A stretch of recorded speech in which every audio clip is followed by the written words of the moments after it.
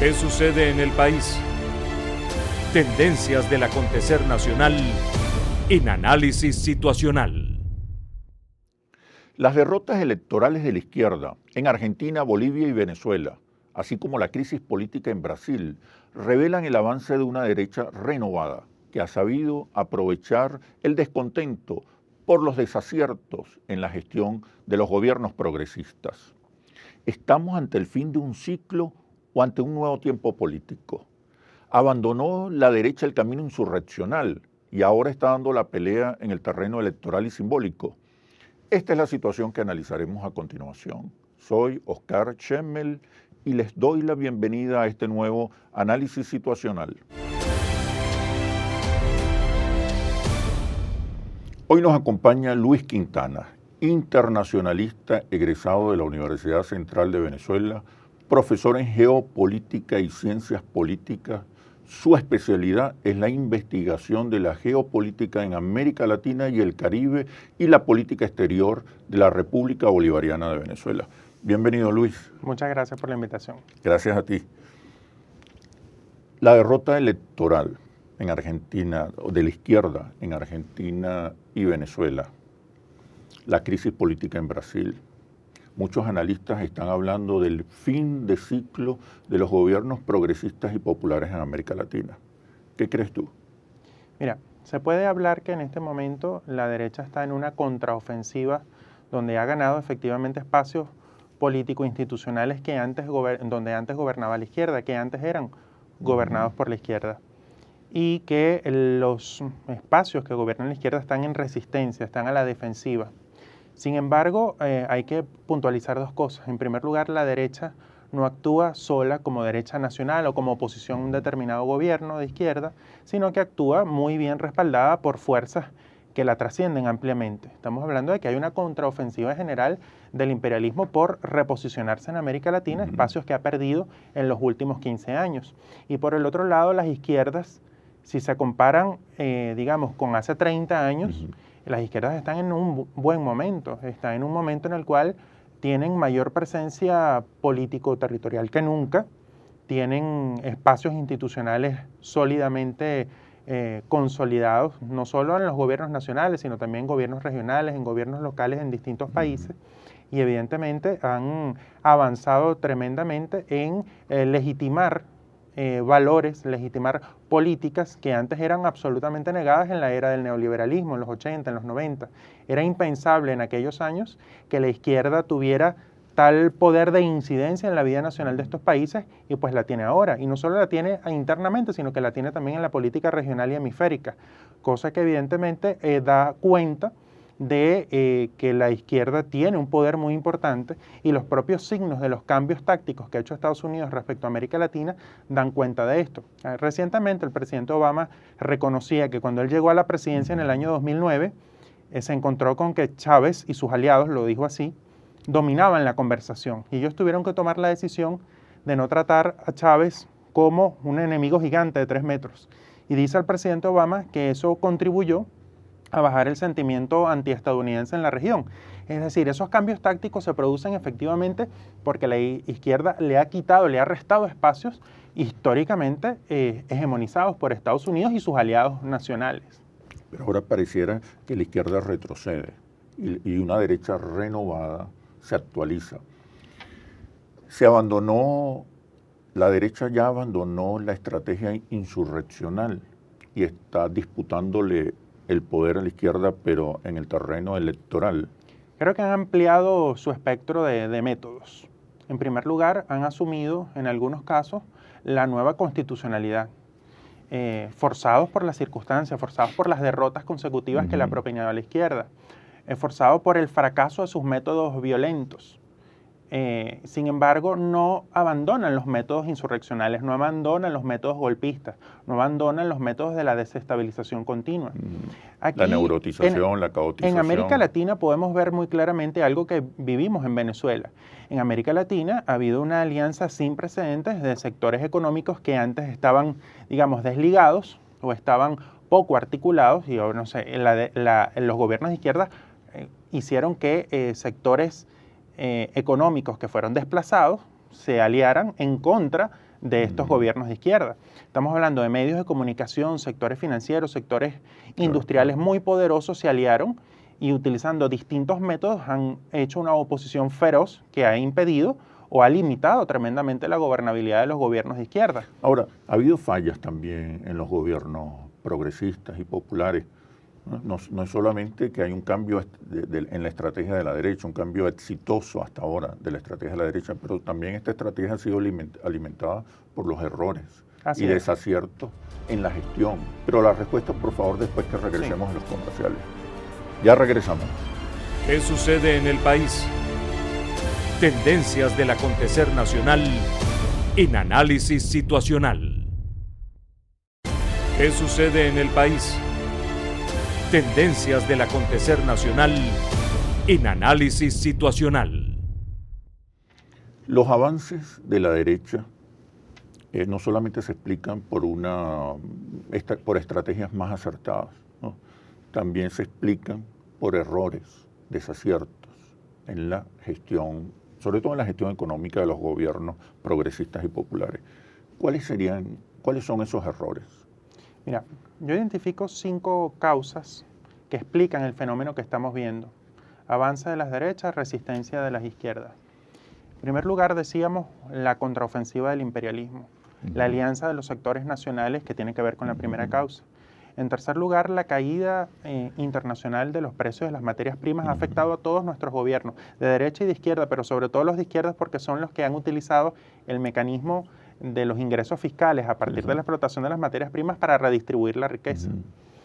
Pero es muy importante el tema de los errores y las ineficiencias en la gestión.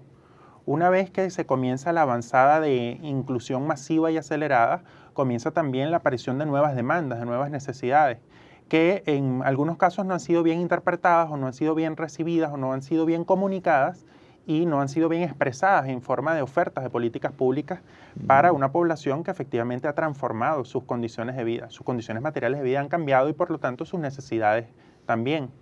Y evidentemente también contribuye un fenómeno que es el fenómeno de la despolitización de sectores de las clases populares que ahora pasaron a engrosar las filas de las clases medias. Claro. Y con eso se conectan con modelos aspiracionales distintos que más se acercan a la oferta que hace la derecha que a la oferta que propone la izquierda. Errores y desaciertos múltiples que son condicionados también por la enorme embestida de las oposiciones que le hacen internas y la oposición externa. También incide, bueno, se dicen los fenómenos de la corrupción, los fenómenos, digamos, de la calidad de la oferta de las políticas. El fenómeno de la corrupción es un fenómeno global, es un fenómeno global que afecta a izquierda y a derecha. Pero yo creo que una de las cosas que más avanzó a la izquierda justamente fue la lucha contra la corrupción. En este sentido, un país inmensamente rico en recursos naturales que tiene enormes desigualdades, que tiene mayorías empobrecidas, es un país cuyas riquezas han sido cooptadas por unas élites. Claro. Y lo que ha hecho la izquierda justamente es redistribuir las riquezas. La principal fuente de corrupción la ha cortado a la izquierda cuando recuperó el rol del Estado, cuando recuperó el control sobre los recursos naturales, cuando redistribuyó la riqueza en forma de políticas públicas de inclusión, cuando afirmó el carácter público y gratuito de la educación y de la salud en todos nuestros países, cuando erradicó el hambre, cuando ha combatido ferozmente el analfabetismo, fenómenos que eran muy propios de nuestros países, bueno, comenzaron a disminuir tremendamente y esos son fuentes, digamos, de corrupción que efectivamente han disminuido drásticamente. Es decir, hay errores importantes en la gestión que han sido cobrados por los resultados, digamos, reflejados en los resultados electorales, pero al mismo tiempo hay la actuación compleja de otras variables que son externas, que no dependen exclusivamente de los gobiernos de izquierda y que sin duda alguna han afectado y han perjudicado, digamos, procesos de elección recientes. Uno de los errores fundamentales, los desaciertos fundamentales, no está en la falta de definiciones en política económica. Pareciera que la izquierda tiene una buena política social, una actuación política acertada, pero en gestión económica falla. Y parece una paradoja, una izquierda que viene del marxismo, o sea, nutrido del marxismo, desprecia la economía. Bueno, yo no diría que la desprecia. Creo que lo primero que hizo la izquierda fue recuperar la capacidad que tenía el Estado para redistribuir la riqueza. Pero el modelo económico. Cuando se recupera, pero es que es parte del modelo económico, cuando se recupera el control sobre los recursos naturales, se incrementa el músculo que estaba atrofiado en los años 90 del Estado para redistribuir la riqueza en forma de políticas públicas. Pero sigue siendo ese el papel que el imperialismo le ha asignado a América Latina, proveedor de materias primas. Una de las cosas, uno de los grandes desafíos pendientes de los gobiernos de izquierda, que no es suficiente con, digamos, recuperar la capacidad fiscal de los estados. Es necesario diversificar las fuentes de los ingresos fiscales. Y en ese sentido, esto se basa evidentemente en la diversificación de la matriz productiva, en utilizar las grandes riquezas que provienen de la explotación de los recursos naturales para la diversificación de otras áreas de las economías que no han sido desarrolladas. El caso venezolano es un caso patente. El caso venezolano aquí es quizás el más extremo de la dependencia de la renta de un recurso natural como el petróleo. Pero eso es un elemento común en otros países, en países petroleros y no petroleros. De izquierda y de derecha, ¿no? Es decir, cuando fallamos en utilizar digamos, la ola de buenos precios de las materias primas, en utilizar esos recursos no solo para redistribuir rentas, sino también para diversificar, para grandes infraestructuras, para grandes inversiones industriales, para agregar valor a las materias primas, pues allí estamos haciendo mella en capacidades reales también de redistribuir riquezas y también de oportunidades económicas importantes para el desarrollo. El tema de la formación política, de la ideologización, de la organización popular, ¿cómo encaja en esta etapa de reflujo y debilitamiento de gobierno? Mira, popular? Yo creo que toda la era de inclusión que se ha desarrollado, como decía, ha generado nuevas demandas. Una de las demandas más importantes de la sociedad es justamente la calidad de las políticas públicas. Ya no es solo incluir masiva y aceleradamente, sino que la oferta de las políticas públicas tiene que ser de calidad. Los servicios tienen que ser de calidad. La población exige también acceder a otros beneficios más allá de los beneficios clásicos universales, la salud, la educación. También aspira a acceder servicios turísticos, a la más alta profesionalización. Resultados, soluciones, bienestar. Digamos, a la diversificación de fuentes tecnológicas que facilitan la vida cotidiana. Es decir, hay una serie de cuestiones que las poblaciones vienen exigiendo y que antes no exigían. Antes exigían más bien, demandas muy básicas, la alimentación, el acceso a los derechos fundamentales. Ahora exigen esto, calidad de estos servicios y exigen más. Y es parte de la riqueza de los procesos que hemos vivido, ¿no? Es parte da cuenta de los avances, pero también de grandes desafíos que tiene una izquierda que es muy golpeada por distintas situaciones porque está, digamos, en contrasentido a una hegemonía histórica, que es la hegemonía del capitalismo. Están yendo a contracorriente con muchas dificultades y justamente una de las dificultades es la capacidad de gobernar. Es decir, en general la izquierda no se formó para gobernar, se formó para luchar, para hacer fuertes oposiciones, pero cuando se enfrentan a los desafíos del gobierno, comienzan dificultades. Es decir, a veces hay una subestimación de lo técnico por la preeminencia de lo político. Es decir, en este momento la población exige un equilibrio. La eficacia de las políticas depende de un equilibrio de la preeminencia de lo político, pero también con capacidades técnicas. Una de las cosas en las que falla la izquierda es en los métodos para escuchar lo que plantea la gente, para comunicar primero las cosas extraordinarias que hace, pero al mismo tiempo para ver la retribución de la gente. Ahí es donde aparece una derecha renovada, proponiendo que lo puede hacer mejor, aprovechando los desaciertos en la gestión. Yo creo que la derecha sigue siendo la misma. El caso de Argentina es muy patente. Un discurso del de Macri en su campaña electoral, de la promesa del cambio, de la promesa de mantener las garantías sociales acumuladas en la década kirchnerista, pero cuando entran a los gobiernos se desbocan a la restitución del modelo neoliberal de forma muy violenta, muy agresiva. Cuando vemos el aumento indiscriminado de los servicios públicos, cuando vemos la reducción de los subsidios sociales, cuando vemos despidos masivos, cuando vemos políticas de acercamiento a los fondos internacionales que hundieron, en este caso a la Argentina, estamos viendo que hay una fachada que se les cae cuando entran al gobierno.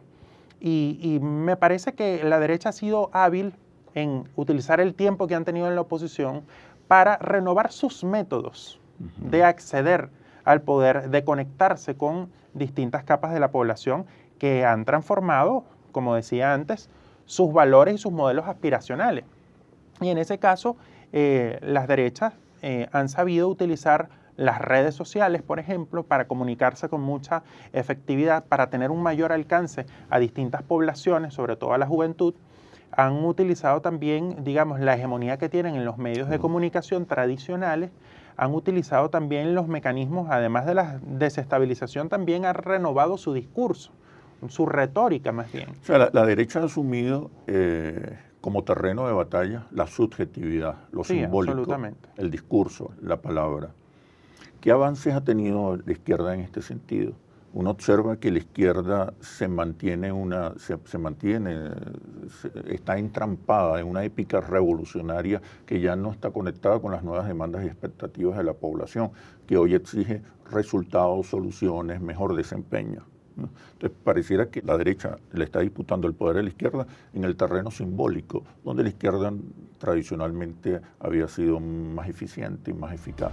Pero la respuesta, por favor, después de los comerciales. Ya regresamos. ¿Qué sucede en el país? Tendencias del acontecer nacional en análisis situacional. ¿Qué sucede en el país? Tendencias del acontecer nacional en análisis situacional.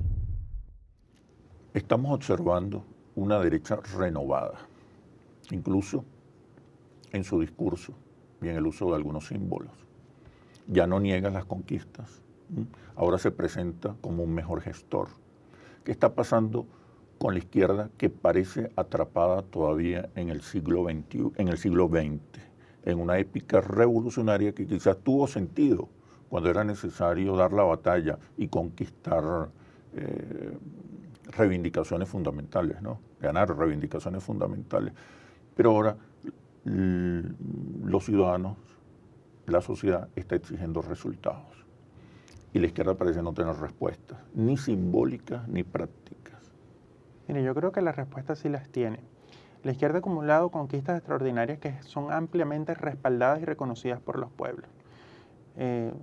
Yo decía, el retorno del Estado, la recuperación del control de los recursos naturales, la redistribución de la riqueza, la afirmación de derechos sociales. Pero aparecieron nuevas demandas y expectativas y pareciera que no hay respuestas. Claro, y yo creo que sí hay respuestas. Las respuestas es avanzar en conectarse con las nuevas demandas que exige la sociedad en un momento de que, o sea, los pueblos ya no son los mismos que fueron cuando ellos comenzaron a gobernar. Y conectarse con esa realidad implica la renovación y la actualización de sus líneas programáticas. ¿Y no crees tú también que además de la renovación discursiva, programática, es necesaria una renovación de los liderazgos? En el caso venezolano, uno observa claramente cómo el liderazgo chavista sigue entrampado, sigue sometido a una trampa ideológica.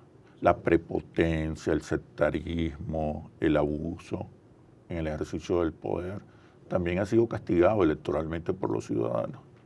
Entonces, además de una renovación discursiva, no hace falta también una renovación del liderazgo. Claro, los liderazgos no solo desde el punto de vista de las personas, sino también de lo que representan, de las ideas que representan. Yo creo que en el caso en general de América Latina, la reconexión de la izquierda con con las transformaciones que ellos mismos han generado y las demandas que eso produce, las nuevas demandas que eso produce en la población, pues implica necesariamente que actualicen y que diversifiquen las formas de conectarse con la diversidad de conversaciones que se están teniendo en la sociedad, la diversidad de demandas que tiene la sociedad a partir de que sus condiciones materiales de vida han cambiado drásticamente, han mejorado drásticamente. Eso implica necesariamente que la izquierda asuma un gran reto, que es el reto de conquistar sectores que antes no habían sido atendidos, que habían sido subestimados, que habían sido relegados. Sectores en las clases populares y sectores medios, o sectores populares que ahora forman parte de las clases medias, sectores académicos, sectores científicos. La necesidad de un nuevo bloque histórico. Claro, un nuevo bloque histórico que tiene que ver con no solo la recuperación de sectores que se han sido desplazados a otras corrientes políticas, sino también de conectarse con sectores que no fueron bien atendidos, consistentemente atendidos en estos 2 años. ¿Cuáles son los escenarios para este 2016? Son escenarios muy complejos. Sobre todo en el caso de Venezuela. Sí, bueno, en términos generales hay una agudización de las contradicciones de las corrientes históricas de la derecha y de la izquierda. Hay una disputa por el poder, una disputa por el poder. ¿Es una disputa electoral? Es una disputa por el poder que tiene una vertiente electoral, pero que se expresa, y lo vemos claramente en el caso de Brasil y en el caso de Venezuela, en disputas que revientan en los parlamentos, en juicios políticos contra los presidentes. En el caso de Brasil está muy claramente establecido, y en el caso venezolano también, un desafío a la constitucionalidad, a la institucionalidad, y el planteamiento de medidas rápidas, de atajos violentos incluso, para precipitar condiciones de la salida y el cambio de régimen. Y en este caso creo que hay escenarios de alta conflictividad que no son fáciles de manejar, producto de la situación económica. La situación económica lo agrava todo. Brasil está en una situación económica muy compleja y Venezuela también. Esto lo complica. Si no hay una administración de la crisis económica que dé respuestas, que reesperance a los grandes sectores populares, va a ser muy difícil mantener la gobernabilidad y mantenerse en el gobierno. Creo que es fundamental reconectarse con la diversidad de demandas que ahora tiene la sociedad, y muy especialmente en el caso venezolano, con la satisfacción de las necesidades que tienen que ver con la cotidianidad. La restitución de la normalidad en la cotidianidad es fundamental para renovar también la esperanza y la confianza. Bueno, Luis, muchas gracias por la invitación. Por este análisis situacional. Y ahora las conclusiones. En Argentina, Brasil y Venezuela se observan señales de agotamiento de los modelos de inclusión. Han surgido nuevas demandas y expectativas. Es tiempo de resultados y soluciones. Hoy la clave está en la gestión económica, pero también en la actualización del discurso. Es urgente construir un nuevo bloque histórico, renovar los liderazgos y repolitizar a la sociedad. Así culmina este análisis situacional. Los invito a seguirnos por nuestras redes sociales @interlaces y @asituacional, o visítenos en nuestra página web interlaces.com. Soy Oscar Chemmel y los espero en un próximo análisis situacional. Hasta pronto. ¿Qué sucede en el país? Tendencias del acontecer nacional en Análisis Situacional.